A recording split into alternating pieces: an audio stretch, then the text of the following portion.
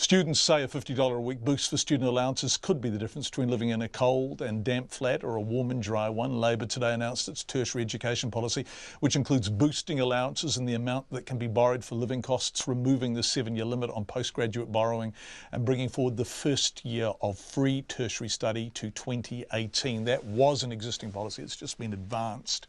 As Michael Kropp reports, students say the policy will help remove some of the stress from studying. Labor's leader Jacinda Ardern says because higher education is a public good, it's important that anyone, regardless of their background, can access a tertiary education. 30% of our school leavers right now are going on to tertiary education. We've actually had higher rates than we have right now. We know cost is a barrier for all New Zealanders. We want to make sure that no matter what workplace you're in, no matter what your parents are doing, that actually we do something about those fees for everyone.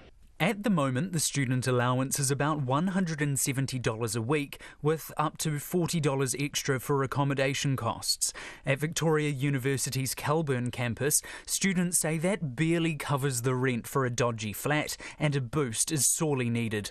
It'll make a huge substantive difference because at the moment my student allowance and loan covers my rent and I live in a shithole, really. Like, it's a really awful place, but that's why the rent's so cheap. So with an extra $50 I could live further away and bus in. Any sort of allowance is helpful. Being completely independent myself and flatting in Wellington is extremely expensive, and having to juggle that with work I think is it's a big task for anyone, and I think I'm quite privileged in the fact that I have a job and that I have access to the allowance, but I know a lot of people don't have that. It would be great for transport. I am living on what I get already with the student living costs, but it would give me a bit more freedom and I suppose remove some stress from studying. The Union of Students Association's President Jonathan G is welcoming the announcement. He says tertiary education should be a right for all, not a privilege for those who can afford it. What we're seeing is actually students are engaged in part-time work, but a lot of them also are engaged in full-time work on top of their full-time study. So they focus much more on economic survival rather than academic success, which obviously defeats the purpose of them going into tertiary study in the first place. Mr G says the policy's a good start, but more will be needed to bring down student debt. Last year, the Child Poverty Action Group released a report showing half of all students were in financial distress, and that situation was severe for 1 in 6 who couldn't afford shelter or food. The group's economic spokesperson, Susan St John, says there's much to applaud in Labor's policy.